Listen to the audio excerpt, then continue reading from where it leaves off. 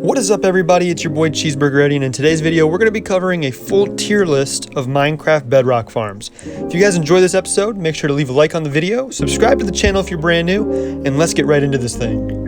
But before we get started, I want to preface that these are my opinions. These are my farms and my rankings. If you guys have a different opinion, leave a comment down below and let me know which one you think should be higher, which one you think should be lower. Let's go ahead and get into it. Number one, we have the Snowball Snow Block Farm. And the only reason why this is so low, the first F that we're giving, is because snow has a very minimal purpose in Minecraft. I mean, you can make snowballs, throw them at people, you can throw them at mobs.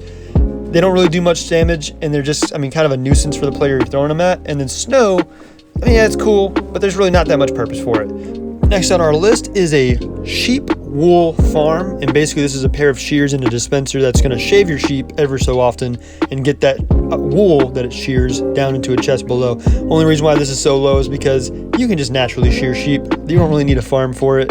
It's cool to have, I guess, if you're an expert Minecrafter, but really no purpose. Next on the list, we have a sweet berry farm. I used to think sweet berries were going to be this big thing in the game that were going to be, used for potions or whatever. Sweet berries really have minimal amounts of purpose again in Minecraft, unless you guys know something I don't. So that's why we're giving it such a low grade. Moving up a little bit to D- on the rankings is a honey bottle farm. And the reason why I got this a little bit higher is because obviously honey can be consumed as a food, but also the bees that are going to be around this farm are going to help pollinate the flowers and help crops grow that are close, near, or nearby. So if you guys didn't know that, bees drop all the pollen around all the crops, all the flowers, really helps out in the long term. Going up the list to D+, we have the cow farm. The reason why this is so low on the list of rankings is because everyone's had a cow farm. They're nice to have, but you really don't need it. If you have a sword with fire aspect, you can literally just go slay out some cows and get all the cooked beef and leather that you need. So that's why it's so low. Getting a little bit higher at C-, we have our cooked chicken farm. And the reason why this is a little bit better is because it's easier to build. You also get some feathers with it, and you also get eggs at your disposal as well. So a little bit more options with this one and a little bit easier to make. So that's why we're going to go up to C- for the chicken farm. And again, if you disagree on any of these, make sure to comment down below. Tell me what you think needs to be higher, what needs to be lower. I'm open to suggestions, so leave that comment, like, subscribe.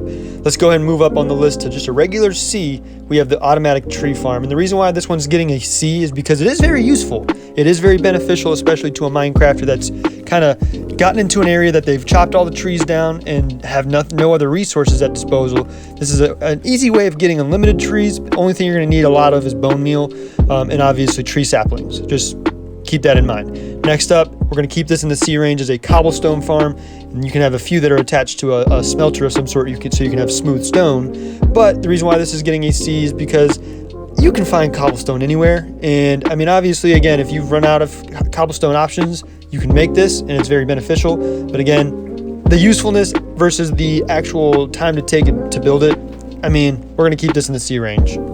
And moving right along to our C+, we have our piston farms. And the reason why I say piston is because you don't have to use sugarcane. You can use glowberries. You can use all types of different things with pistons and observers. But this is very beneficial. Going right up to the B range. And the reason why this is B- is just because I feel like fish farms were nerfed to an extent. But fish farms are very beneficial XP-wise. You get enchanted books, enchanted items. So that's why we're going to get it into that B- B range. A lot of discussion up for debate on that, but I'm going to keep it at this point because we have so many better farms, in my opinion, coming up. And let me know if you guys agree in the comments down below. But again, fish farms, such a good way to get XP in your Minecraft world. Next up on the list, we have the kelp XP farm. And the reason why I'm separating this from the other XP farms is because you can also use this kelp farm as a dried kelp block farm or a fuel source farm if you want to get, technical. Basically, dried kelp blocks help you fuel your farms, whether it's XP related, whether it's whatever else you're using it for. And that's just an easy way of getting unlimited amounts of it. Moving right on up to the A range, just a regular A, is going to be our mob farms. And the reason why I have them all put together, such as the creeper farm, the gold farm like this one that I know everyone's seen at this point, and even mob XP farms, is just because of the way and the difficulty to actually build them in survival is ridiculous. And that's why it's not quite an A+, but it's definitely an A because the resources you get from them are fantastic. The things you can get from them are just amazing. So definitely they get an A in my book, but I think we can go up from there.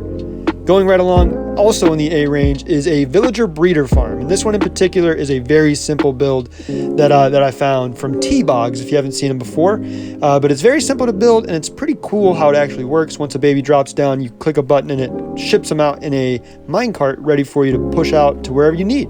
So villagers, very beneficial in Minecraft. Make sure you have them. Going into our A+ range, these are the cream of the crop, the top dogs in my book is the iron farms. Everyone needs iron. For all the other farms, you're probably gonna need some type of iron. So having an unlimited source of it is very beneficial, and these are very cool to make. So make sure you have an iron farm of some sort. And last but not least, the superb category, the S range, is the XP farm. Now we can answer questions in the comments, but you can use any cookable item, whether it's meat, fish, or potatoes, kelp, it doesn't matter. You can use any cookable resource. All you have to do is let the items fill into the bottom chest, put a lever on the left side of the smoker, furnace, whatever you're using, and whenever you want to collect the XP, just flick that lever down and you will get the XP and the items from the smoker. Now, keep in mind, the more you let that bottom chest and hopper fill, the more XP you'll get per click. So make sure you let it fill at least a couple stacks before you start collecting that XP. Anyways, guys, if you enjoyed the episode, I'd really appreciate it if you left a like. Subscribe to the channel if you're brand new, and we'll see you guys in the next one. Take it easy, everybody.